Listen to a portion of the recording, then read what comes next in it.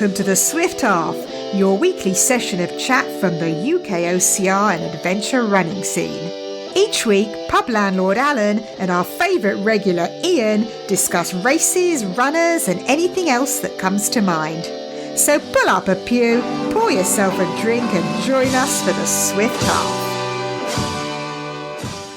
You're listening to the 42nd most popular podcast for people who understand the answer to the question of life, universe, I'm good, Alan, and everything. as the listener hears this, unless you're on Patreon, of course, it is the last day of March. Oh, it's the last. It's 31st of March. Yeah, it is. Wow. So that means on Saturday we can play April Fool's jokes. Yes, it does. Do you not remember we had a great idea to play an April Fool's joke on this show, and we completely messed up because it was a 1st of April Friday last year, and we messed up, and now we're going to have to keep going for, what, 5 more years? What if we release this on a Saturday and not tell no one, and then that could be the April Fool joke? Oh, yeah, but people are in a routine, and they might not listen. There's only 13 of them. Yeah, but I don't want to lose them. I don't want to lose our listeners. I'm only joking. You know, talking about spring, before I tell you what I'm drinking, talking about spring, the clocks went forward. Spring forward, I always remember this, spring forward, fall back. They went forward the weekend. I'm still not back in a routine. Really? I feel so tired. Every morning I'm waking up, I'm waking up 5 o'clock on the dot, 5 o'clock, the alarm goes off. I'm awake and I'm feeling so tired. I still haven't caught up on that 1 hour's sleep. Presumably, though, you're going to bed an hour earlier than you used to. Yes, I'm getting the same amount of sleep, and I'm getting that, I get like 7 hours most nights, but I'm not, just can't catch it. I just feel tired every day this week. I felt drained and tired, even though I had a really good weekend, recharged my batteries, as you do when you go away for a couple of days. I don't know. I don't know. Are you not feeling this? Jamie's feeling this. I spoke to him last night. He's feeling the same. Maybe the first day, maybe, but no, I'm fairly okay now. I think maybe I'm unusual. Listener, let us know. I'm curious now because we've got an obvious difference here. Alan apparently can't cope with an hour difference, and it's not impacted me. What's it like for the rest of you? Has it made that much of a difference to your life? It might be an age thing. Yeah, but isn't Jamie like my age? Yeah. Or maybe he's not. Maybe he's more your age.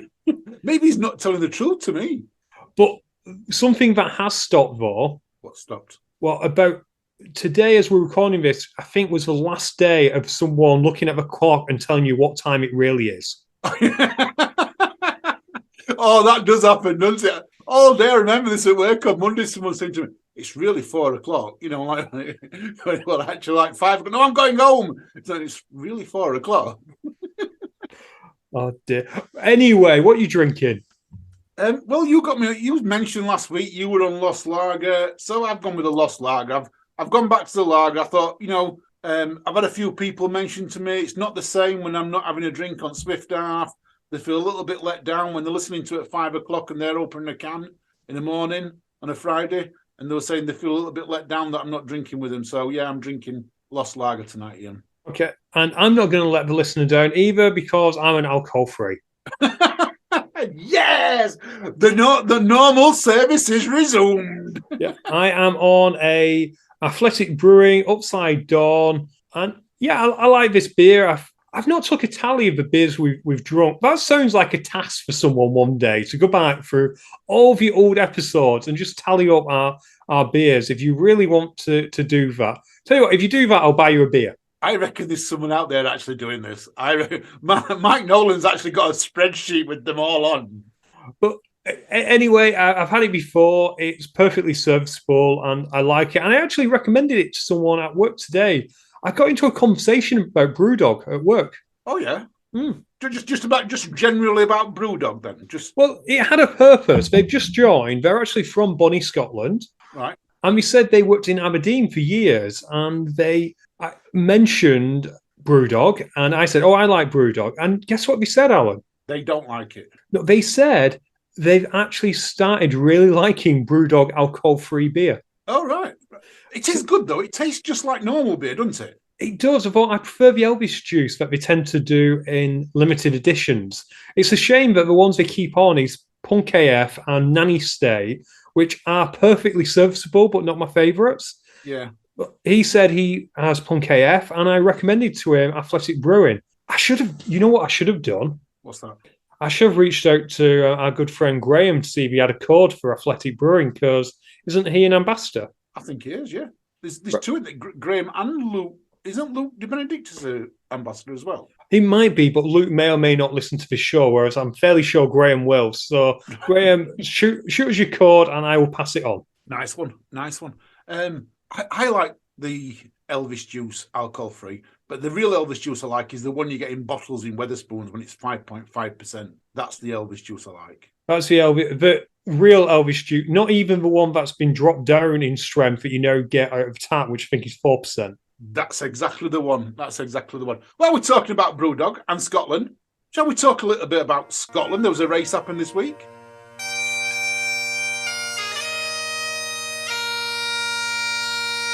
There was. We had Tartan Warrior this week. We've been hyping it up for a while. It was the second race in the Scottish OCR series. And, well, Alan, do you have any results for us? I've got results. I have got the actual results page up. So not the first three, I've got the actual results page up. So I'll go through a few. Shall we go through the 100 metres first? So yes, let's look good. This was for a qualifier, wasn't it? For, I want to say, the Worlds? That's what I want to say as well. Yeah, I think it was the Worlds. Yeah, Worlds 100 meters qualifier. First, Thomas Matthews. See, this is like messing me up now. 110, exactly 110.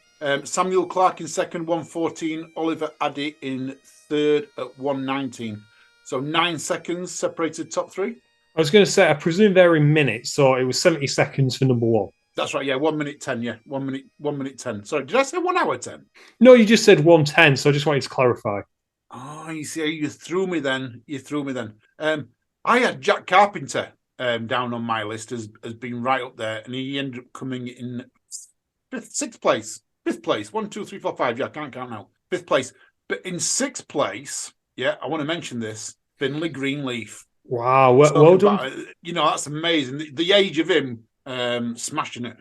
Well done to Finlay. I do think the young uns have a bit of an advantage of these short courses, just because doing the rigs is so much easier when you've got less body weight. True, but then they have less muscle, don't they, as well? That's true. I'm just thinking about, strength to weight ratio. I'm sure there's far more intelligent people than me and you who've got an exact calculation on the perfect strength to weight ratio. But I'm thinking when I was younger, monkey bars were nothing. Now they're the hardest thing ever. Yeah. I actually spoke to, talking about the 100 metres as well, I spoke to Gavin today, the race director, and one of the last 100 metre races, they couldn't get a partner to run with someone. And Gavin was there, and he was in full waterproof, big thick jacket, Wellingtons, and he did the 100 metres course dressed like that. Did he come 7th? I don't know. He didn't have a time, but I wanted to ask him because it was pretty cool. Shall we do the women? Can we just circle back? So on the 100 metres, they ran in pairs. Was that so that they had someone to compete against to make it easier, or? Well, I think it was to make it more competitive, isn't it? If they ran in pairs, double lanes ran in pairs. Fair enough. So yeah, go through, ladies, Alan. Becky Neal from Who's That One? 2 minutes and 32 seconds. Second place, good to see Louise Ferryman coming back in second place, 3:28. But 100 metres, Becky had an absolute stonker of a time there. Third place, Sandy Powell, 3 minutes 32. So pretty good there. And Libby Fox I want to say Lindsay Knox in 4th, and then Libby Joyce in 5th. So the youngsters doing it well. But Libby Fox came 4th and 5th, yes? Lindsay Knox and Libby Joyce. Oh, you're messing me up now. Sorry, I couldn't ruse it. Do we know anything about the actual course? Because these 100-metre courses make me curious. Like, do we know about the rigs or anything? I don't. Only what I've actually seen on social media, on Instagram, that I've seen what Gavin did and things like that. There's lots of clips, but it looked pretty tough. What I've seen. I have spoke to Gavin a little bit, but we spoke more about the 8K race, which that's going to be coming out very shortly as well. I speak to Russell and Kate as well, who both won. Fantastic. So will that be out shortly? That'll be out very, very shortly, yes. So got some bonus episodes coming up. I do like when we put out a cheeky Muddy Duck bonus. I like that, a cheeky Muddy Duck bonus. That's always works. So is that the only race that was going ahead, Alan? No, so we also had a 3K on the Saturday. 3K on the Saturday was won by Samuel Clark. Second place, Jack Carpenter, and third place, Morgan Maxwell. I do know on this race as well that Russell Walsh was actually leading it going into the last rig, and he touched part of the rig that wasn't allowed to be touched.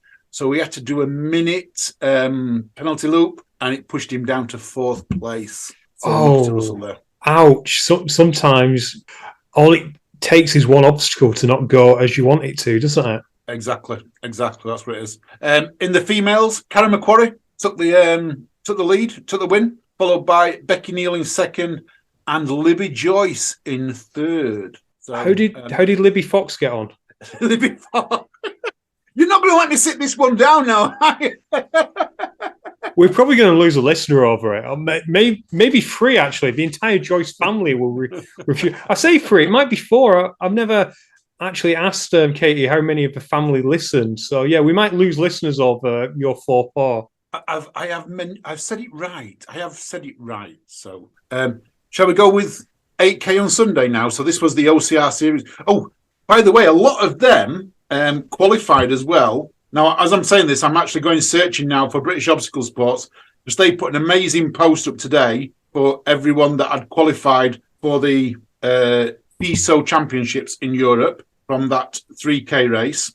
And they are Oliver Addy, Lauren MacArthur, Libby Joyce, Finlay Greenleaf, Harvey Mitchell-Divers, Samuel Clark, Russell Walsh, Mark Somerville, Karen McQuarrie, Jack Carpenter, Ian Irving, Tamar Barclay, Sandy Powell, and Gavin Taylor. All of them qualified for 3K AG British national team for the Europeans. So this is for FISO AG 3K, yes? Yes. I think that's the one it is. Yeah, it's FISO, isn't it? It's called FISO. World Obstacle, and they have the FIFA rip-off name of FISO. That's the one, yeah. Let's go 8K then, because this was the big one. This was the OCR series race, the Scottish OCR series race, where we saw Russell Walsh leading going into it from McTuff and Katie Stilwell for the women. And we actually had the same results for the winners. So Russell won the men's and Katie Stilwell won the women's. So in the men's, it was a really close race. And I don't want to spoil it, but you need to listen to the bonus episode that's going to come out regarding this, because Gavin did something at the end which made it absolutely amazing. And there was only 9 seconds between Russell Walsh and Morgan Maxwell in second place. So listen to that. And then Samuel Clark took third, with Finlay Greenleaf taking fourth. So, well done to all the men, and in the ladies. See, now you're going to throw me because I haven't got to the ladies yet. So I just said Katie Stilwell won it. Karen McQuarrie came second. And then we had another junior, Lauren MacArthur, coming in third place, just ahead of Libby, followed by Tamar. Sounds like such a great event. Well done to Gavin for putting it on. And a 2-day event as your first event. Just wow. Yeah. I mean, absolutely amazing. The feedback from it is great. You're going to hear it from Katie and Russell coming up. Like I say, I keep pushing that podcast, but listen to it because they talk about it so well. Big shout out to Gavin and that. Can't wait for next year. I've got him have to make a trip up there next year. You definitely do need to. And maybe I go up and watch. And you go up and watch, yeah. We've got a whole weekend. As soon as it's announced, let's have a look. Let's check our calendars and our diaries and all that. So I'm guessing, Alan, that we don't really want to talk too much about the race because of, I'm not sure if you mentioned this, but have you got a podcast about it? Yes, I've got a bonus episode podcast coming out on it. How did you guess? Just dumb luck, I guess. But right, Tartan Warrior wasn't the only race this weekend, was it? We had a fair few others. We certainly did. We talked about them last week, didn't we? We had Adrenaline Shock. That was up north. Up north, it was probably just around the corner from you in Leeds, I believe. But yeah, so shall I go through the results on this one? If you've got the results up in, I will let you shout them out. So what we had a 5K and we had a 10K race. In first place, we had Lucy Gibbs in the females. She was followed by Sarah Green. Ella Bonnie Payne made third. And then in the 5K, we had first was Rob Ash, second was Joe Proctor, third was Phil Charlton. And they also had a team one, which we've talked in the show about how teams are going to take off. Yeah. And the winner of that was Darlaw Military Boot Camp. So well done to all them. Wow. Then in the 10K, in the female, we had first was Joe Weaversmith, second was Kyla Edwards, third was Rebecca Palmer. And then in the male, we had Jamie Stevenson in first place, Paul Roberts second, Elliot Nolan in third. I don't think he's any relation to Mike, but Mike, let us know. And in the 10K team, we had CrossFit All Out. Cool. I love it when we get names like that we don't really know. I knew none of them names there from, the normal runners that we hear. So if any of them are listening, step it up to some of the big races. Let's see if you how good you are against some of the big races, because you're knocking times out in some of these. See how good you are. You might surprise yourself. Exactly. And Alan, do you know what I liked about it as well? Is they have put on their Facebook, which is Adrenaline North Yorkshire Limited. They've put on 18 batches of photos from the day. Oh, that's a lot of photos. It is, and some of these obstacles, actually, Alan, you might want to, shall we say, be inspired by some of these for a certain race that we shan't name, because it looks like they've got a variation of Arctic Enema, but not quite Arctic Enema. So it's a bit of a plunge where you have to go under a stick. Yeah, a stick, a log, a stick, a log, but they're pumping what looks to be gas into that. So the thing that you have at the start of the smoke, sorry, not the gas, smoke. Yeah.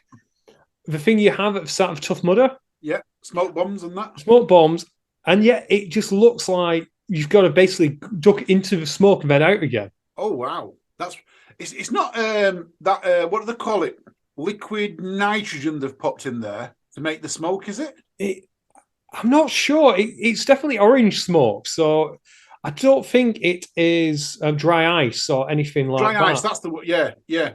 I think it might when I was at Dash of the Titan, and we had a bar turn up for Dash of the Titan, and it was called the Science Bar. And the guy there, it would be a lager, and he would drop some dry ice into it, so it gave you, the magical smoke coming over it and going down it. And you never came to Dash of the Titan, did you, Ian? I came to one. I came to when you did the 12-hour one. I did a 5K there. Oh, right. So you knew that one, which was to get into the start pen, you had to go into the ditch that was full of water to go under the fence. Yes, I think I remember that. Yeah, so he was at this one. This is the one that he was at. And for the evening, quite a few of us jumped in the water, and he threw a literal load of this dry ice into there. So we was in the just like a jacuzzi. But it was so funny. All this smoke was coming up, and we was in there. But yes, that was a drunken story. You know what? We really need to go to this adrenaline event, because we've also got things like rope swings as well. Yeah. I've not Very seen army it. related, isn't it? Very army related. I don't think I've seen a rope swing at an OCR for a while. Airfield Annick used to have it, and Nuclear Racers have one. Nuclear Racers have one. I thought they have more of a slackline, or do they also have a rope swing? They have a rope swing, or the last one I did, which was just pre-COVID, because I haven't done one since COVID come out, which I need to rectify. But they have a rope swing. It's down the bottom over a ditch, it is. So I need to show you this. And listener, I'll tell you where to find it. This poor lady just about to do the rope swing. She looks petrified. Oh, yeah. Oh, and she's got a hoodie on and everything. She's like, that's a weekend warrior. Definitely someone who's doing it for the first time. Listener, if you want to have a look at that is in batch 3 of their pictures. But that cheers me up so much, because that means she's brand new, and providing that didn't put her off, she'll come and do another one. Exactly. And OCR's back, as we say. Oh, it's coming back. We're getting there. OCR's coming back. And we had more races this weekend, didn't we? We did. I have got the results up for Grim Challenge. Do you want to know one Grim Challenge? Yes, please. So this normally attracts some good runners in terms of from the OCR crowd. But again, I'm not really recognising some of these names. First, Leo Brimicon. Second, Neil Richardson. I know Neil Richardson. Third, Paul Roberts. Fourth, Matt Curtin. That was in the males. Now, the females, which I have to search for because it doesn't give you these by gender. First was Sabrina Brookfield. Second, Lynette Cox. And then third, Linda Chase. Again, names I don't recognise.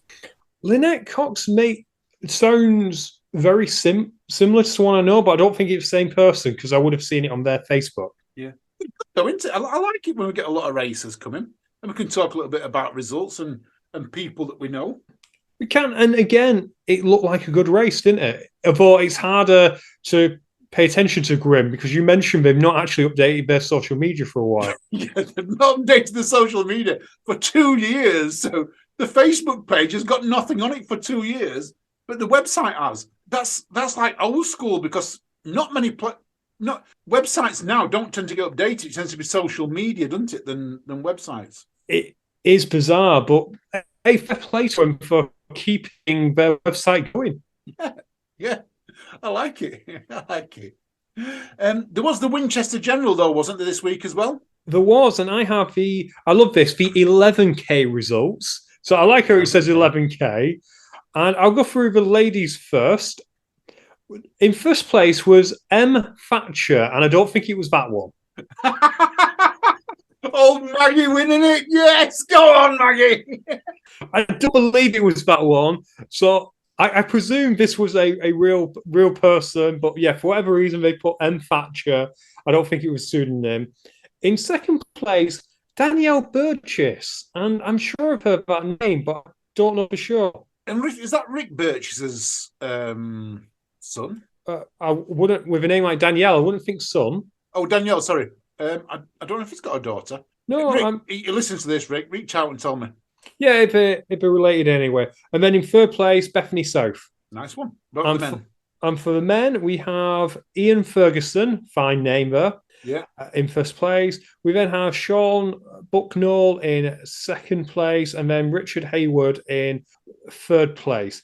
It looks like it was quite a hard quite a hard race, because based on how long it took some of the men to finish, Ian Ferguson only just got under an hour. So if you're a good runner, your 10K time is what, about 40 maybe? Well, yeah, he should be 40 minutes.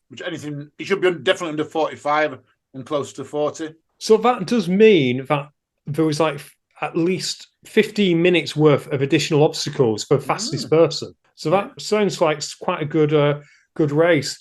And Alan, we talked about this before the show. There was almost 400 people at this event. That's pretty good, isn't it? You know, I don't know what it used to get before General, but it's never that big a race, if that makes sense, or it never came across as a big race. No, a lot of these names we don't know, but although Sam Smith was number 8th, apparently, I'm not sure if it was that Sam Smith. Maybe this was like a celebrity race. Yeah, maybe it was. Yeah, M. Thatcher, Sam Smith. You know, it could be. Oh my gosh! Guess who was 15th place? Go on. Christopher Casanova. Yeah, these are made up names, Ian. They've got to be made up names. I don't think so. I'm scrolling now because I'm genuinely curious as to whether there'll be any other names that are interesting in any way, shape, or form. We've got Jamie Daniels in 36th place, and unfortunately, when you've got a name like he's JD. But when you've got a name like that, of course, people get mixed up. He's probably called Daniels Jamie a few times as well. I want to listen. Listen, have you ever ran or seen results with someone with a strange name that is probably not them? Like we just said, M. Thatcher. Have you seen a T. Blair or something like that? Let us know. Reach out. Let us know. Or an M. Duck. I've seen them a few times. There is Muddy Duck out there. Though that is actually out there. There's a guy who runs in Leeds, and he actually reached out to me. His name is Simon Duck. and he ran under S duck while I was M duck at a race once. He wanted to know whether you were related, didn't he? He did, yeah. That was the question. I had to know it's Muddy Duck. So you had to come clean, and yeah. Oh, this is interesting. There was a Peter Rowlands who was, I think, 50th, and 97th. There's Peter Rowland's son. You are really scrutinising these results. I'm probably scrutinising these more than Derek does in marathon investigations. It's fascinating to me. It really is. This is Ian showing his geeky side without actually telling us that he's a geek, isn't it? Oh, I'll tell you I'm a geek. I just seems at least 2 Andrew Ryans who've run this race. I wonder if he ran it twice.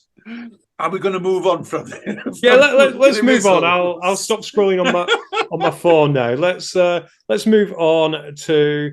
I'll tell you what. Can we do some fitness racing news? Go on, yeah. Let's break up OCR. What's happening? What's happening? I know you're going to put IROX on because there's high rocks galore happening at the moment. There was every country going. Yeah, there was 2 this past weekend, and we had Hyrox Miami, which I'll move on to that in a second. First, we had Hyrox Stockholm, which was the first event, Alan, in Sweden. In Sweden? So would this be a fast event? Because we had, was it Berlin last week or Munich was last week was fast? No, Barcelona. You're close enough. Well, you're about 3,000 miles wrong, but it started with a B, I guess. But yeah, Spain is quick. Sweden, I understand, was about average, maybe even a little slow. But what an event it looked like. There was so many UK people there, and so many Irish people as well, including our good friends the Hogans. Oh, right. Did they fly over? They did. And our friends from BM Fitness Gyms as well, which is up in North Ireland. Not Northern Ireland, North Ireland. So I'd love to say where it is, but I can't remember, and I'll probably mispronounce it, but they were over. So BMS Fitness were there. But Tom did well. He came second overall. Who beat him? David Magida. Oh, did David fly over from the States? David flew over, yes. And then in the ladies, our good friend Dina got back on the podium in ladies elite. She came third. Oh, nice one, Dina. And who took the titles from her? Who beat her? A couple of CrossFitters, it looks like. Oh, right. Also attracting new people. Yeah, I could probably go through the results thinking about it, because we did actually put the results up on our IG. So I will just quickly go through them. So we had Inga Lofnes, who is from Norway, who took first place for the ladies. And then we had Yu Sandy, who took second place. I've probably got that wrong. And then we had Dina Hogan in third place. And then in first place, we had David Magida, as I said, Tom Hogan, and Stefan Blacken from Norway took third place. All our listeners are now laughing in because they know what I was doing then, which was trying to get you to name foreign people because everyone knows you can't do it. Hey, I don't think I did too bad there. But you did a good job, yeah. I don't think I did too bad. Have you got like a foreign names book now where you're just randomly reading them, just trying to pronounce them? I'm trying my best. I am trying my best. Oh dear. So we had that. So that was good, right? But Miami, Alan, it was high rocks on a beach. So the running track was on the beach? The running track was on a beach, and the event itself was under a giant marquee. So that means that the times were slow. The times were, as I understand, yeah, they were incredibly slow. Well, obviously they've got a marquee, the rock zones and that, but that would mean that the mats would have been on some type of surface to create level, which would have created more friction. And I'm guessing with it being on sand, it would have still sank a little bit. Oh, I would have dreaded to be the organizer there. Well, the other aspect was sand.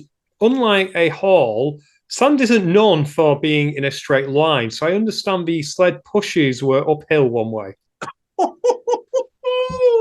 And then downhill the other way. Downhill the other way. But yeah, that slight incline wouldn't have been fun. And I think that also applied for, I want to say, the Farmers Carry as well. You had a slight incline. Mate, it sounds absolutely brutal.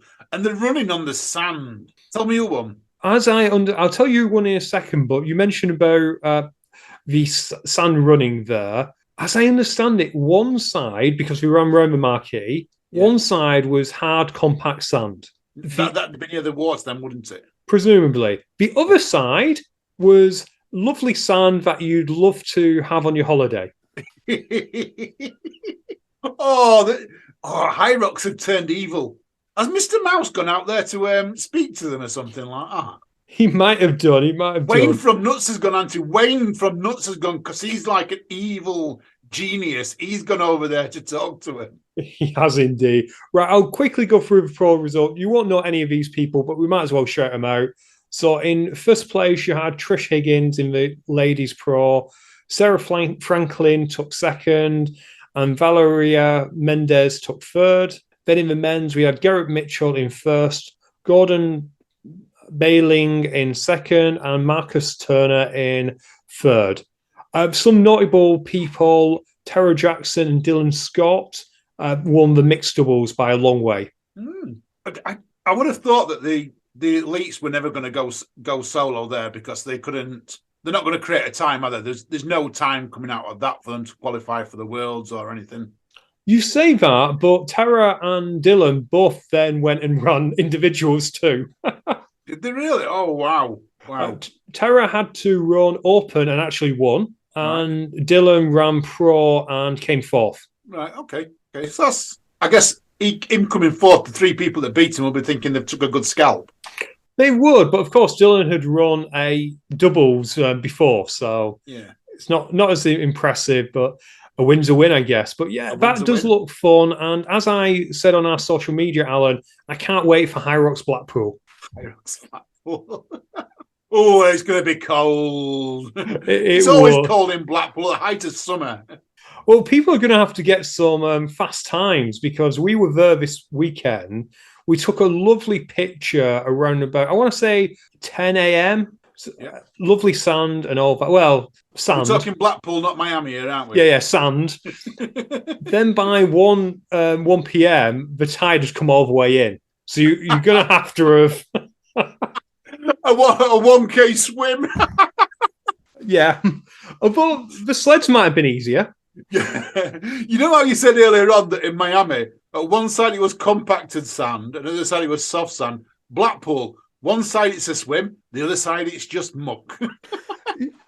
Pretty much. But all jokes apart, we actually got a lot of people saying they'd love to do a beach rocks over here. And the popular answer was actually Bournemouth.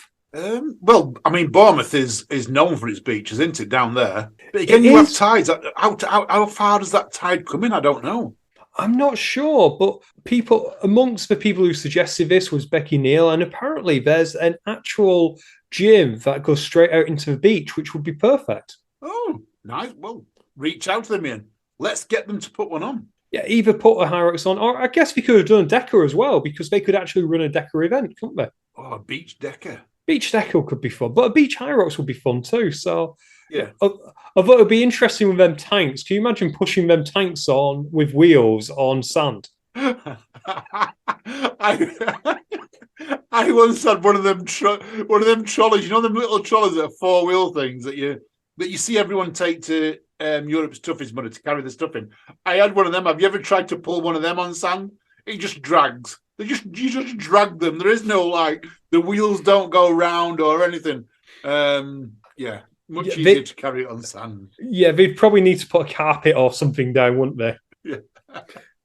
The final thing I'm going to mention on High Rocks is this week, apparently High Rocks Australia, I don't say apparently, it happened. High Rocks Australia and High Rocks Poland launched.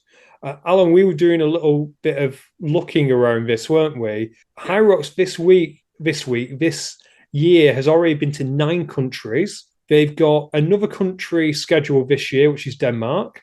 And then for next season, they're going to Italy and also Ireland. We're in 12 countries already. The growth is absolutely phenomenal. You know, I thought OCR grew fast, 2010, 2013, and then the second wave hit and everything else. But High Rocks, it's it's not growing like OCR, because OCR was a lot of small independent companies doing it. This is IROX. This is like, it's bigger than Tough Mudder growth. It's bigger than Spartan growth. It's huge. It's definitely faster, isn't it? Much faster. But they're selling out as well. It's not like they're struggling for numbers. It's not like they're growing but only putting on average numbers. They're growing but maxing out. Yeah, because I remember when Spartan expanded, Spartan did it where basically anyone who brushed against Jordi Senna got a Spartan franchise, didn't they? And they could run it how they were. I know Hyrox is franchising, but they're still putting their standards in place, aren't they? I think that's the way it's got to be, isn't it? You know, you look at McDonald's, talking about like franchise and things like McDonald's is a bit of a franchise, but they have standards. You go to, it's the same thing every time you go in, the same menu, the same ordering system. You know, the staff look the same wherever you go. It's a brand, and this is exactly what IROX are doing. They've created this brand. It's a strong brand. Although it's franchised out, they're making sure it's the same everywhere. Amazing effort from them. Except in Spain, where apparently it's 3 minutes quicker. Well, you know, they've got to look. They'll look at that one. I can't see him entering that, like, sort of letting that go. They've got to look at that. I would see them flying out next time. Yeah, I can imagine they'll probably try and find something. Maybe they'll standardise other parts of it. You know, I know that Deca, for example, standardised the running laps. In Europe, we have 3 laps because it's then easier for doing the mile because you're just literally taking off a couple of laps. And I know in America, they do it 2 laps. So maybe Hyrox looks at doing it that way. I don't know. They'll figure something out. I'm not sure how they'll standardise how busy it is. I don't think you can do anything about that, but I suspect they'll standardise other things. But we'll see. I remember Ugly Dave once saying he's shocked, and I guess I am a little bit, that no one's ever come up with it and said, here's a running track. We know exactly the inside lane of a running track is 400 metres, so we know exactly how far you're going to run, and let's put marquees in the middle. Yeah, I've never figured that out either, because you could go to so many running tracks, couldn't you? And there's some amazing running tracks. You know, I'm pretty certain, you know, like, we look at the Olympic tracks, that could be used. You know, imagine that going to the Olympic running track and places like that when they're around. And yeah, I think Ugly Dave had a great idea with that. Standardise it a little bit better. I agree. I'm not sure how to segue into the next one, so I'm just going to come out with it. I put this on, which is OCR tour guides, and you don't know what I mean by this, do you? No, I was leaving this completely to you to tell me, because I'm going to assume that someone's going to put a tour on. We're going to tour the UK. Maybe, kind of. I was listening to your past Monday's episode with Barry.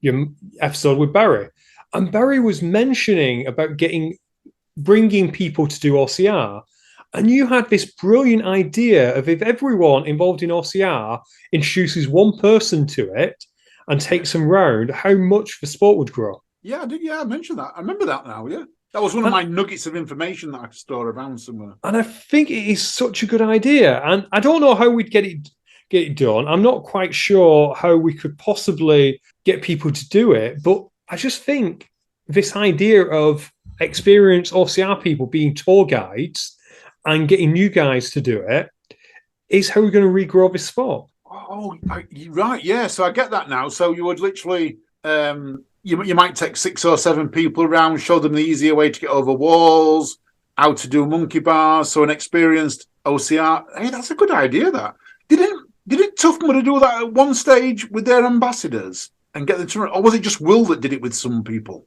Well, Will has always been someone who will bring new people to events. Within the Solo Mudders, I've run with lots of Will's friends, and he's brought them to a race that shan't be named.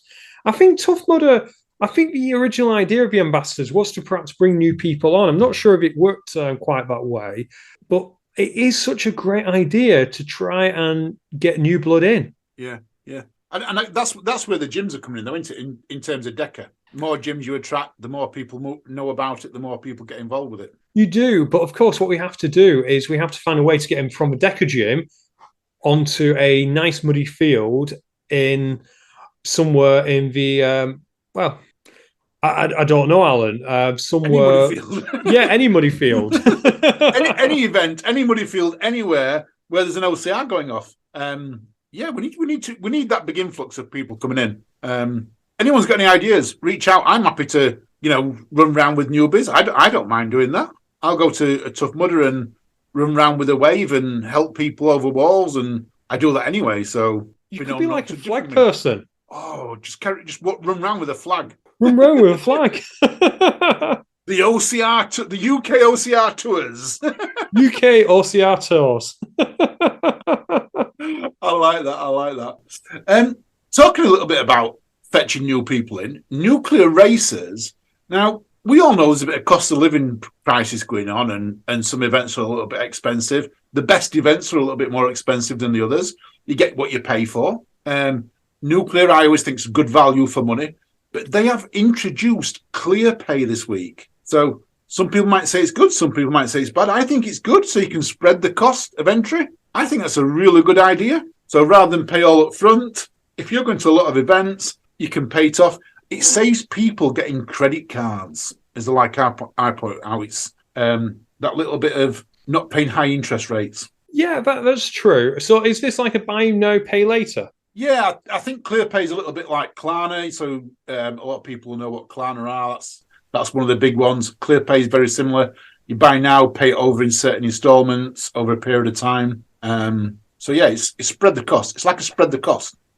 Which, again, presumably, would it then allow you to lock in early prices? It does, yes. So I did this quite recently on the 100-mile ultra that I'm doing. The cost of that was £180, but it gave you the option, spread the cost over 3 payments. It wasn't through ClearPay or anyone else. It was just like, that's what they offered. So as long as you set up your direct debit, you paid them over 3 payments.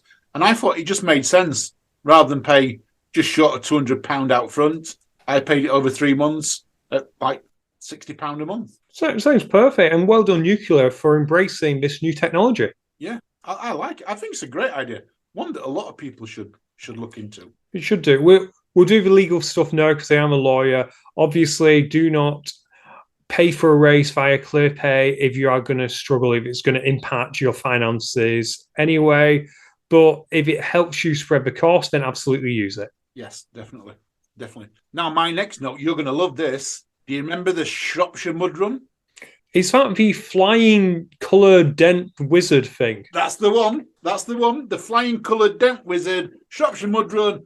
They've got an event coming up, a new event coming up Saturday, 29th of April at Eton Masket Estate. 5 and 10K options. I know you'd like that one. I did. You so have to do this sometime. Go down there. Go and do the flying dent wizard Shropshire Mud Run. It's a must. It absolutely is a must. And while we're talking about races, there's a few races coming up this weekend, Alan. Should I just quickly go through them? Tell us what's coming up this weekend, Ian. We've got Brutal Run, Eelmore edition. Ooh. We have got Mudmaster in Weston-super-Mare. We've got Kernow Killer, which is, I want to say, Cornwall way. Our good friend Martin Gemmell has mentioned this a few times. So yes, it's good to see that it's still going because it's a small race in an underserved area. Yeah. And Alan, for you rat race fans, it's the Ultra Tour of Arran. That's right up in northern Scotland, if I remember rightly. Arran, is that where whiskey come from? Isn't the Arran whiskey up there? It may be where whiskey comes from. Looking a bit further ahead, Alan, it's come around quickly, but not the weekend after this one, which is Easter, so nothing's really on. On the 15th of April, we've got Tough Mudder Finsbury. Finsbury Park, Tough Mudder, where there's going to be new obstacles, we believe. We believe there is. Although the day after, Alan, you could go to this one, actually, if you're not at Finsbury. 16th of April, Driffield is not a million miles from you, is it? No, that's very close, that. What's happening there? Get Caked 2023. Oh, a cake race. I like it. I'm going to do a cake race. That's the week before my 60-miler, so I might be on a tapering mode then. How far is it? I'm not sure. I'm just Googling it now to find out. The muddiest challenge in East Yorkshire, apparently. It apparently is a mud run. Oh, I might look into that then. Yeah, obviously I've just literally seen it. We've not really put anything on, but yeah, it's called Get Caked in Driffield. So again, we're finding out about races like this, and we need to get the word out. Not just us, but everyone needs to get the word out about these smaller races and go support them. I listened to I tell you, James Burton popped a link to Obstacle Racing Media's podcast about OCR groups in our group. And I had to listen to it the other day. It was quite interesting. It was the guy who, can't remember his name, but he did the OCR group, the Spartans, the East Coast Spartans, I think it was. The New England Spartans. And you have to get, it's a Spartan, like how you say it in Boston. But he had an idea at one stage called the local runs. So he got all the local events, all the small events together and did his own, like, don't put it on this date, put it on that date. Let's have a discount code. Let's push people to yours. And left Tough Mudder and Spartan and the big races to do what they want to do. And he did nothing but promote the little race. Great idea. Yeah, I think it was called Race Local. And to be fair, it wasn't too dissimilar to the UKOCR series. All right. But we go to all races. We do go to all. Yeah, we don't. It's not just local. But to be fair, Alan, New England compared to England, it's not. Sorry, New England compared to UK, it's almost the same size.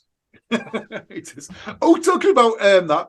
When I was in Edale at the weekend, I spoke to someone who came from Austin in Texas. This lady had flown into Gatwick.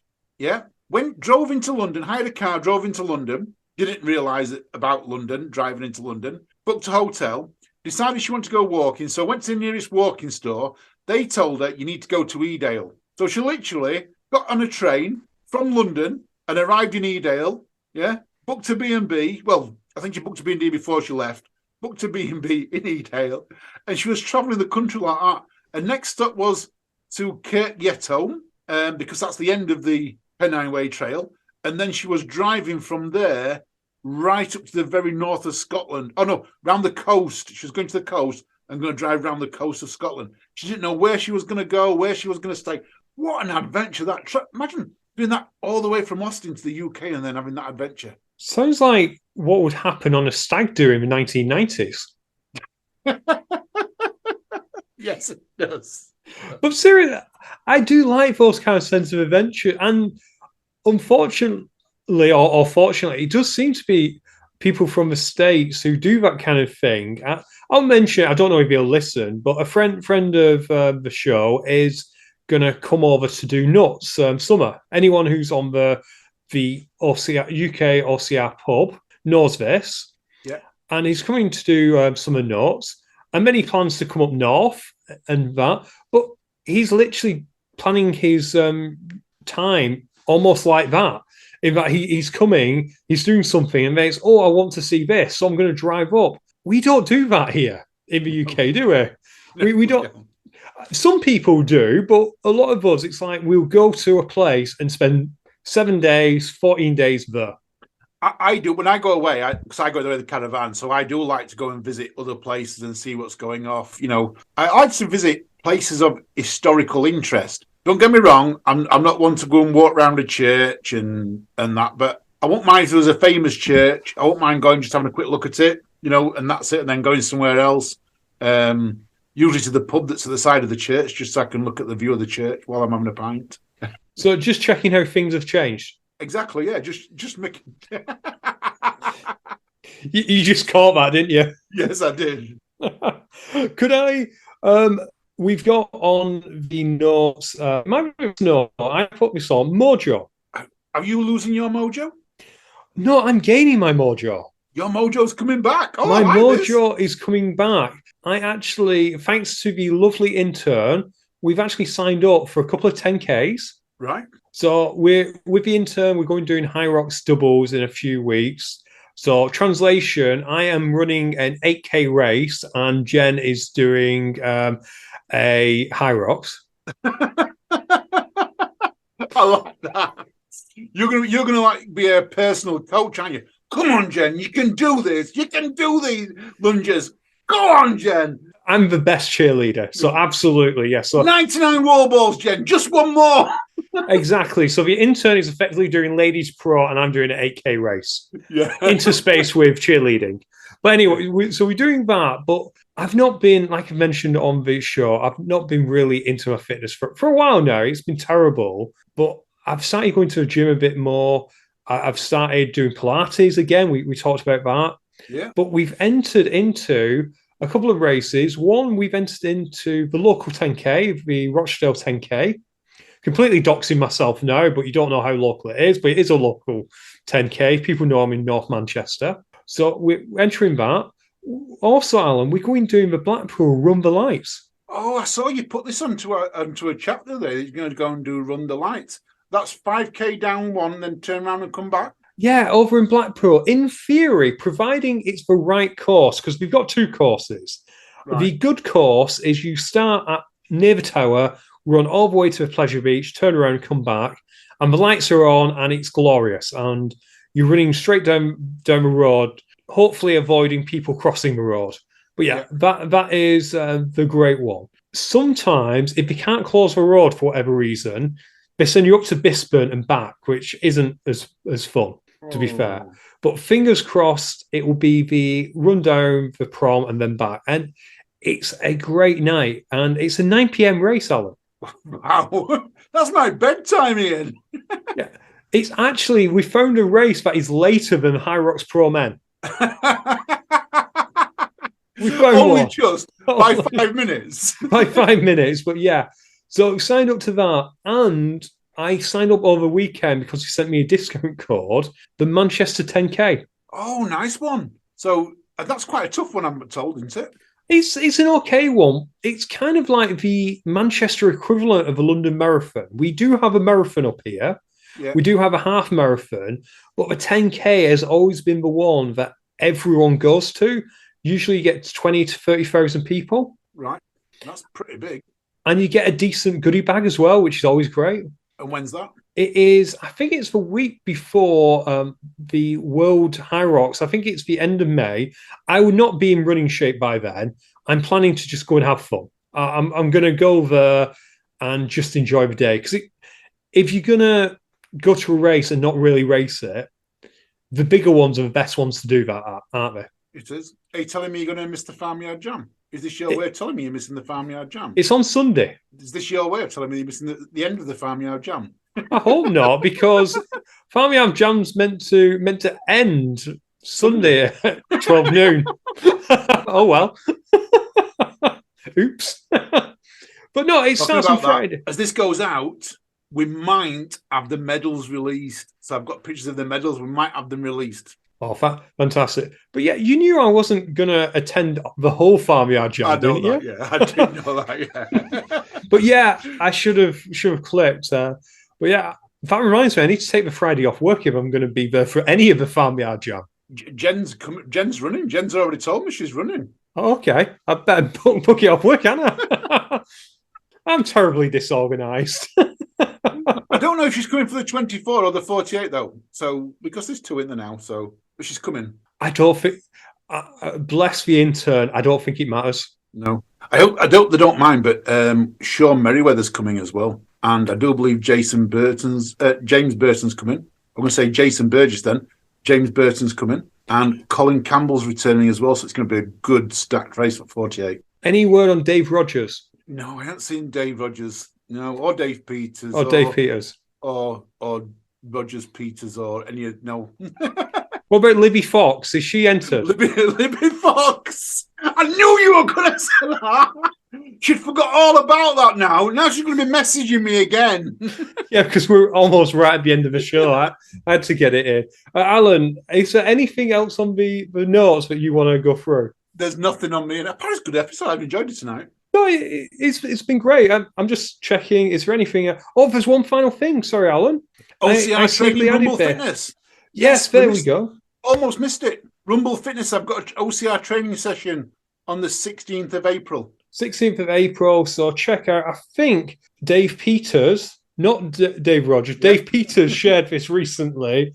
That it is. You can. It's been put on for Rumble Fitness and Obstacle Sports and British Obstacle Sports as well. I think it's a time trial as well. It's a time trial fitness weekend, I believe, yes. So that is in a couple of weeks. 3 weeks. 2 weeks. 2 weeks as we're releasing this. Yeah. So right, and I think that's us done, Alan, if I'm honest. So I'm going to say it's a goodbye from me. And it's a goodbye from me, everyone. You take care, and we'll love you and speak to you soon. Bye.